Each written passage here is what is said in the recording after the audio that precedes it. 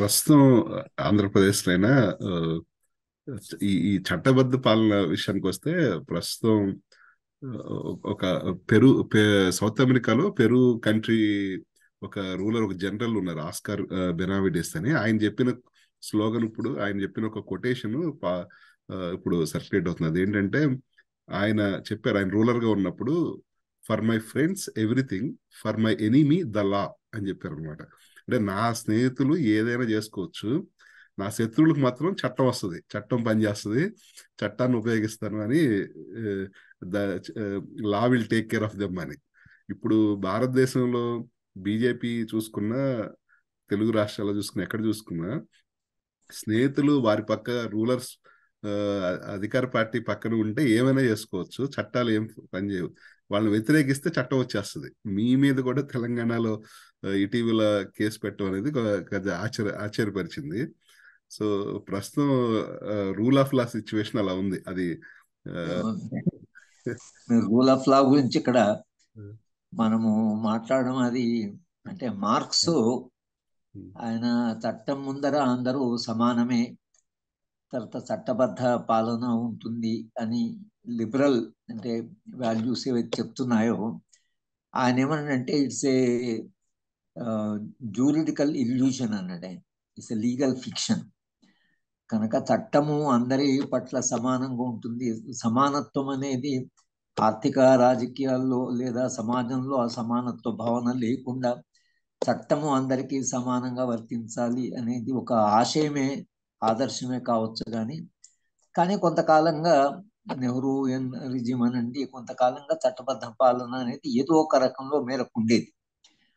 ఇవాళ అధికారంలో రాజ్యాంగము ఇది మనది కాదని, రాజ్యాంగమే తప్పని వాళ్ళు మొదటి నుంచి, వాళ్ళు రాజ్యాంగము అమలు చేసిన నాటి నుంచి రాజ్యాంగము మనది కాదు, ఇదంతా ప్యాచ్ వర్క్ క్విల్ట్ అనేది వాళ్ళు అప్పుడే అన్నారు. వాళ్ళు అధికారంలోకి వచ్చారు కాబట్టి రాజ్యాంగాన్ని మార్చాలనుకుంటున్నారు. ఇంకా కొంత పరిస్థితికి ఎదురు చూసి ఈ రాజ్యాంగం మీద వాళ్ళకు నిజమైన గౌరవం లేదు. రాజ్యాంగం ద్వారానే అధికారంలోకి వచ్చారు కానీ వాళ్ళ గౌరవం లేదు. కనుక వాళ్ళు ఏదంటే అది, దాంట్లో ఉండే ఈ నిర్బంధ చట్టాలను విపరీతంగా ఒప్పుకున్నాయి. ఎన్ఫోర్స్మెంట్ డైరెక్టరేట్, సిబిఐ, తర్వాత నేషనల్ సెక్యూరిటీ, ఇవన్నీ కూడా ఒక పొలిటికల్ ఏజెన్సీస్ లాగా మార్చేసి తాము ఏది చేయాలనుకుంటే అది చేయడానికి వీళ్ళు సహకరిస్తున్నారు. జుడిషియరీ కూడా ఒక స్థాయిలో ఏదో కొంచెం మెరుగు మిగతా కానీ మన జుడిషియరీ కూడా చాలా కాంప్రమైజ్ అయిపోయింది. కనుక మీరు చట్టబద్ధ పాలన అంటే ఇన్స్టిట్యూషనల్ అటానమీ ఉండాలి, సుప్రీంకోర్టు అసర్షన్ చేయగలగాలి, ప్రతిపక్ష పార్టీలు గట్టిగా మాట్లాడగలగాలి, జనాన్ని సమీకరించగలగాలి, తర్వాత చట్టాన్ని అమలు చేసే వాళ్ళందరికీ కూడా చట్టం పట్ల గౌరవం ఉండాలి. మీకు చాలా ఆశ్చర్యం ఏమిటంటే, లా అండ్ ఆర్డర్ని తెలుగులోకి అనువాదం చేసినప్పుడు దాన్ని శాంతి భద్రతలు అంటున్నారు, కానీ శాంతి భద్రతలు లా లేదు. పీస్ అండ్ ఆర్డర్ ఉంది కానీ లా లేదు. అది ట్రాన్స్లేట్ చేసిన వాడు కూడా లా అనేది ఒకటి ఉంటుంది, అక్కడ లా అండ్ ఆర్డర్ ఉంది ఇంగ్లీష్లో, దాన్ని తెలుగులో వచ్చేటప్పుడు మనం చట్టం అనేది ఉండాలంటే ఆ చట్టాన్ని తీసేసాడు వాడు. లా అండ్ ఆర్డర్ అంటే సమాజంలో శాంతిని కాపాడము, ఆర్డర్ని కాపాడడం అంతే. ఇంకా దానికి మించి జనానికి హక్కులు ఉంటాయి, పౌరులకి హక్కులు ఉంటాయి, ప్రజాస్వామ్యంలో ప్రశ్నించారు, ఆ ట్రాన్స్లేషన్లో లేదు మీకు. అది ఒక రకంగా నిజమే, వాళ్ళు చేస్తుంది శాంతి భద్రతలు కాపాడడం తప్పించి చట్టబద్ధ పాలన కాదు. దాని కొరకు పౌర హక్కుల సంఘాలు నిజంగానే ప్రపంచవ్యాప్తంగా రాజ్యము తన అధికారాన్ని, దాని హద్దులను దాటినప్పుడు, అది రాజ్యాంగాన్ని, రాజ్యాంగబద్ధ ప్రమాణాలని లేదా చట్టబద్ధ పాలనని అది పాటించినప్పుడు పౌర హక్కుల ఉద్యమాలు వస్తాయి. అమెరికన్ సివిల్ లిబర్టీస్ అసోసియేషన్ కూడా, నేను కేంద్ర విశ్వవిద్యాలయంలో పనిచేసిన మా హ్యూమన్ రైట్స్ సెంటర్కు విజిట్ చేశారు వాళ్ళు. ఈ టాడా పోటా చట్టాలకి ఎట్లా మీరు వ్యతిరేకంగా పోరాటం చేశారు, వాటిని ఎట్లా రిపీల్ చేయించగలిగారు, మాకు పేట్రియాటిక్ యాక్ట్ వచ్చింది, దానికి వ్యతిరేకంగా ఎట్లా పోరాటం చేయాలని కాస్త మీ నుంచి తెలుసుకుందామని వచ్చామని అన్నారు. కనుక ప్రపంచవ్యాప్తంగా చట్టాలు, చాలా నిర్బంధ చట్టాలు వస్తున్నాయి. కానీ భారతదేశంలో ఈ ఊపా అనే చట్టం అయితే తీసుకొచ్చారు. ఈ ఊపా చట్టాన్ని తెచ్చిన వాడు చిదంబరం, కాంగ్రెస్ పార్టీ. అది రాహుల్ గాంధీని కలిసాం, మొట్టమొదటి కలిసాం నేను చెప్పింది అది. అయ్యా ఈ చట్టాలు మీరేది ఇచ్చారు. వాళ్ళు ఇంకా దానికి కొంచెము అవి ఇవి తొడిగి, కొంచెం కొమ్ములు తొడిగి దాన్ని ఆంధ్ర ప్రాంతంలో ఒక క్రైసిస్ ఉంది, తెలంగాణలో ఒక రకమైన క్రైసిస్ ఉంది. దేశవ్యాప్తంగా దేశవ్యాప్తంగా. ఈ నిర్బంధ చట్టాలు తర్వాత ఒక చట్టం తర్వాత ఒకటి రావడం, ఊపా చట్టాన్ని ఉపయోగిస్తున్నటువంటి పద్ధతి చూస్తే, తర్వాత దాని దాని చట్టము యొక్క స్పిరిట్ వేరు. చట్టము అది దేశంలో చాలా టెర్రరిజము తర్వాత అటువంటివి ఉన్నప్పుడు వాళ్ళకి అంటుంది ఆర్డినరీ చట్టాలు పనికిరావు, ఆర్డినరీ చట్టాలే సరిపోతాయి, కానీ కొంత ఎక్స్ట్రా ఆర్డినరీ చట్టాలు తెచ్చిపెట్టుకున్నారు. భారతీయ జనతా పార్టీకి ఎలాగో రాజ్యాంగం పట్ల వాళ్ళకు ఉండే రిజర్వేషన్ చాలా ఉన్నాయి కాబట్టి, ఇన్స్టిట్యూషన్స్ పట్ల కూడా వాళ్ళకి చాలా రిజర్వేషన్స్ ఉన్నాయి కాబట్టి వాళ్ళు ఈ ఊపా చట్టాన్ని ఇప్పుడు తెలంగాణలోనే 200 నుంచి 300 మంది దాకా ఊపా చట్టంలో ఉన్నారు. అంటే మీరు ఊహించలేరు, 300 మంది ఊపా చట్టంలో బుక్ అయ్యేటువంటి వాడు తెలంగాణలో ఉన్నారని అంటే, మహిళా సంఘాలని, మానవ హక్కుల సంఘాలని, పౌర హక్కుల సంఘాలని, దళిత సంఘాలని ఎవరు కాస్త మాట్లాడితే వాళ్ళ మీద ఊపా పెట్టడం ప్రారంభించారు. అక్కడ తెలంగాణ ప్రభుత్వము దాన్ని ఆబ్జెక్ట్ చేయడం కానీ లేదా అభ్యంతరం చేయడం కానీ అది చేయలేదు. మీరు ఒక ఉదాహరణ తీసుకుంటే వరవరరావు గారిని ఊపా చట్టం కింద తీసుకెళ్లారు. అలాగే స్టాన్ స్వామిని జార్ఖండ్లో అరెస్ట్ చేస్తే ముఖ్యమంత్రి ఖండించాడు, హోంమంత్రి టీవీ ఛానల్కి వెళ్ళి మాట్లాడాడు, అసెంబ్లీలో పెట్టి రెజల్యూషన్ పాస్ చేయించారు ఆయన అరెస్టుకు వ్యతిరేకిస్తూ. తెలంగాణలో ఒక్క మాట మాట్లాడలేదు ముఖ్యమంత్రి కానీ మంత్రులు కానీ, ఎవ్వరు కూడా ఒక్క మాట మాట్లాడలేదు. మరి ఎందుకు మీరు మాట్లాడలేదు? ఆయన తెలంగాణ ఉద్యమం మద్దతు ఇచ్చాడు, ఆయన ఓపెన్ ఉంటున్నాడు, ఈ వాజ్ ఏ ఫ్యాకల్టీ మెంబరు, కాలేజీలో టీచ్ చేస్తున్నాడు, రాస్తాడు, ఆయనకు విశ్వాసాలు ఉన్నాయి. రాజ్యాంగంలో విశ్వాసాలు ఉండడం అనేది తప్పు కాదు. మీరు భూమయ్య కిష్టగౌడు ఉరిశిక్ష పడ్డప్పుడు చిన్న కన్నభరణ్ గారు కోర్టులో వాదిస్తుంటే జడ్జి ఒక ప్రశ్న అడిగాడు. కన్నభరణ్ గారు వాళ్ళకు రాజ్యాంగంలో నమ్మకం లేదు, ఈ రాజ్యాంగాన్ని వ్యతిరేకిస్తూ రాజ్యాన్ని కూలగొడతామంటున్నారు, మీరేమో కోర్టుకు వచ్చి వాళ్లకు న్యాయం చేయండి అని వాదిస్తున్నారు, రాజ్యాంగంలోనే నమ్మకం లేని వాడికి మీరు వచ్చి రాజ్యాంగం హక్కులు అని అంటే, కన్నభరణ్ ఒకటి అన్నారట, values under trial are not their values, values under trial are your values. ఒక జడ్జిగా నీకు రాజ్యాంగంలో నమ్మకం ఉందా లేదా? వాళ్ళకి లేదు, నీకుందా లేదా? నీకు రాజ్యాంగంలో నమ్మకం ఉంటే రాజ్యాంగంలో ఎక్కడ రాస్తుంది? రాజ్యాంగంలో నమ్మకం లేని వాళ్లకు రాజ్యాంగపర హక్కులు ఉండవని రాజ్యాంగంలో ఎక్కడైనా రాస్తుందా? నువ్వు రాజ్యాంగాన్ని వాళ్ళకు కూడా అప్లై చేయాలి, ఎందుకంటే నీ పని అది. కానీ నువ్వు వాట కాకుండా వాళ్ళకి నమ్మకం లేదు కాబట్టి నేను నమ్మకం లేదంటే ఇక నీకు వాళ్ళకి తేడా. జడ్జికు రాజ్యాంగంలో నమ్మకం ఉండాలి కదా. మీరు రాజ్యాంగాన్ని ఇక్కడ ఇంటర్ప్రిట్ చేయడం ఉన్న వాళ్ళు వాళ్ళకి నమ్మకం లేదని అంటే, వాళ్ళకి నమ్మకం చెప్తూనే ఉన్నారు, నీకు నమ్మకం ఉంటే ఆ రాజ్యాంగం ప్రకారం వాళ్ళ మీద యాక్షన్ తీసుకోవచ్చునా, చర్య తీసుకోవచ్చునా, వాళ్ళు చేసిన యాక్షన్ ఎక్కడ వస్తుంది, ఎంత పనిష్మెంట్, ప్రపోర్షనాలిటీ ఏమిటి అనేది మీరు డిసైడ్ చేయాలి.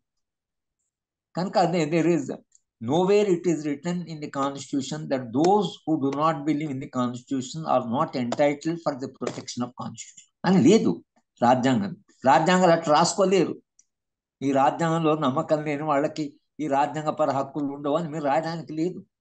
అది మతం లాగా ఇస్లాంలో రాసినట్టుగా బైబిల్లో రాసిన he who does not believe in the God has no right to enter the heaven of God అంటే అది మతము, విశ్వాసం.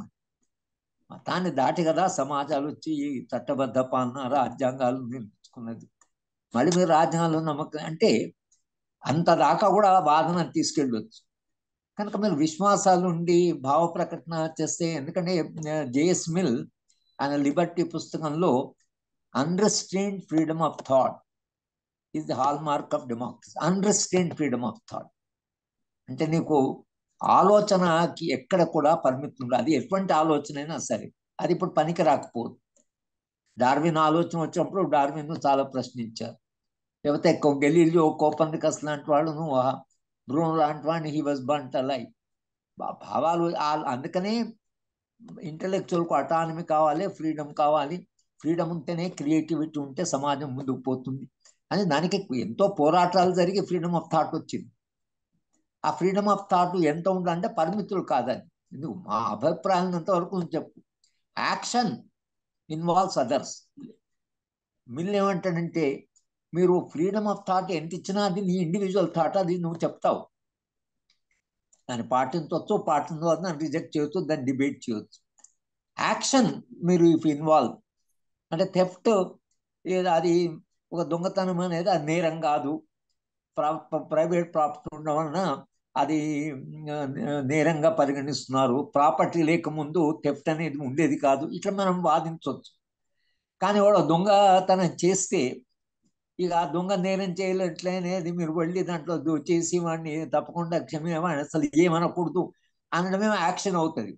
కానీ దొంగతనాలు సమాజంలో ఎందుకున్నాయి అనే చర్చ మీరు దాన్ని చేయడానికి వీలు లేదు అనడానికి లేదా. It is a freedom of thought. అందుకని మీరు ఫ్రీడమ్ ఆఫ్ థాట్కి ఫ్రీడమ్ ఆఫ్ యాక్షన్కి తేడా ఉంటుంది. కనుక భావాల మీద మీరు నియంత్రణ పెట్టకూడదు. యాక్షన్స్ పట్టుకొని ఎవరైనా తుపాకీ పట్టుకున్నారంటే అసలు తుపాకీ పట్టుకున్నారు, తుపాకీ ఎందుకు పట్టుకున్నారనే చర్చ జరగవచ్చు. కానీ తుపాకీ పట్టుకున్నవాడు కూడా, అది పట్టుకున్నవాడు కూడా దాన్ని ఉపయోగించకపోతే వాడిని మళ్ళీ అతనికి అరెస్ట్ చేసి వెపన్ పట్టుకున్నాడు అనేది మీరు యాక్షన్ తీసుకోవచ్చు రాజ్యాంగం ప్రకారం. తుపాకీ పేలిస్తే తప్పకుండా అతని మీద యాక్షన్ ఉంటుంది, ఎందుకంటే అది చట్టం ప్రకారం అది చెల్లదు కనుక అంతవరకు చట్టాన్ని అప్లై చేయొచ్చు. కానీ తుపాకీ ఎవడు ఎందుకు పట్టుకున్నాడని ఎవరన్నా అంటే నువ్వు వాడిని సపోర్ట్ చేసావని చెప్పాను ఊపా పెట్టుకు తీసుకొని జైల్లో వెళ్దాం అంటే అది లిబరల్ డెమోక్రసీ కాదు. ఇక అది ఎక్కడ ఆగుతుంది? ఇక్కడ నియంత్రణ మొదలైన తర్వాత ఆ నియంత్రణ ఏదైతుందో అది కొనసాగుతుంది. అట్లాగే కొనసాగి అది చివరికి ఎక్కడ దాకా వస్తుందంటే ముఖ్యమంత్రి ఓ మాట అంటే వచ్చి పట్టుకుపోయేదాకా వస్తే చూస్తుంది. ఎందుకంటే అక్కడ ఆపాం కాబట్టి ఇక్కడ దాకా వస్తుంది. అక్కడ అనొచ్చు మీకు ఫ్రీడమ్ ఆఫ్ థాట్ ఉందంటే, ఇక్కడ ముఖ్యమంత్రి ఏమన్నా కూడా ఎస్ ఫ్రీడమ్ ఆఫ్ థాట్ లో ముఖ్యమంత్రి విమర్శించడం కూడా భాగమే అనే అవగాహన సమాజంలో ఉన్నప్పుడు చట్టబద్ధ పాలన సాధ్యమవుతుంది. కానీ చట్టబద్ధ పాలన విషయంలో అటు పాలించేవాడు కానీ ప్రజలకు కానీ పౌర సమాజానికి కానీ, అందుకనే పౌర హక్కుల సంఘాలు నిరంతరంగా చట్టబద్ధ పాలన అంటే ఇది, ప్రజలు ఈ హక్కులు కలిగి ఉంటారు అనేది చెప్పడం. పౌర హక్కుల సంఘాలు ప్రపంచవ్యాప్తంగా అమెరికన్ సివిల్ కానీ, బ్రిటన్లో వచ్చిన సివిల్ లిబర్టీస్ మూవ్మెంట్ కానీ, ప్రపంచవ్యాప్తంగా వచ్చిన సివిల్ లిబర్టీ మూవ్మెంట్స్ అన్ని కూడా, ఈవెన్ మన దేశంలో స్వాతంత్రం 1928లోనే civil liberties association Congress party పెట్టి నెహ్రూ గారు, రవీంద్రనాథ్ ఠాగూర్ దానికి ప్యాట్రన్ గా ఉండేవాడు, సరోజిని నాయుడు వీళ్ళంతా దాంట్లో ఉంటూ అప్పటి నుంచి మనకు పౌర హక్కుల ఒక ఉద్యమం ఒక చరిత్ర మన దేశంలో ఉంది. కానీ పౌర హక్కుల సంఘం ఎందుకు ఉంటుంది అని అంటే మీరన్న మాట రాజ్యాంగాలను కేర్ చేయకుండా, చట్టాలను కేర్ చేయకుండా, చట్టబద్ధ పాలన లేకుండా ఇష్టాయిష్టాల మీద, వ్యక్తిగత ఇష్టాయిష్టాల మీద పరిపాలించేటువంటి ప్రభుత్వాలు వచ్చినప్పుడు పౌర సమాజంలో ఒక పౌర హక్కుల ఉద్యమం, చట్టబద్ధ పాలన, రాజ్యాంగము, రాజ్యాంగ ప్రమాణాలు అనే చర్చ సమాజంలో జరుగుతుంది. తెలంగాణలో ఆ విధంగా కంబైన్డ్ స్టేట్ లో కూడా ఒక మంచి ఉద్యమం ఉండేది. రాష్ట్ర విభజన జరిగిపోయింది. ఆ పౌర హక్కుల ఉద్యమం వలన తెలంగాణలో ఈ మాట్లాడే వాళ్ళు ఎవరైతున్నారో వాళ్ళందరూ ఆ బ్యాక్గ్రౌండ్ నుంచి, కోదండరామ్ లాంటి వాడు ఆ బ్యాక్గ్రౌండ్ నుంచి వచ్చిన వాడు. ఆయన పౌర హక్కుల సంఘంలో జాయింట్ సెక్రటరీ ఉండే, నేను అప్పుడు వైస్ ప్రెసిడెంట్ ఉన్నాం. ఈ మాట్లాడే వాళ్ళందరూ అక్కడి నుంచి వచ్చిన వాళ్ళు, భిన్న సంఘాల నుంచి, భిన్న ఉద్యమాల నుంచి వచ్చిన వాళ్ళు. ఆంధ్ర ప్రాంతంలో భిన్న కారణాల వలన అలాంటి ఉద్యమాలు రాకపోవడం వలన కూడా ఇవాళ పరిస్థితి అలా ఉంది.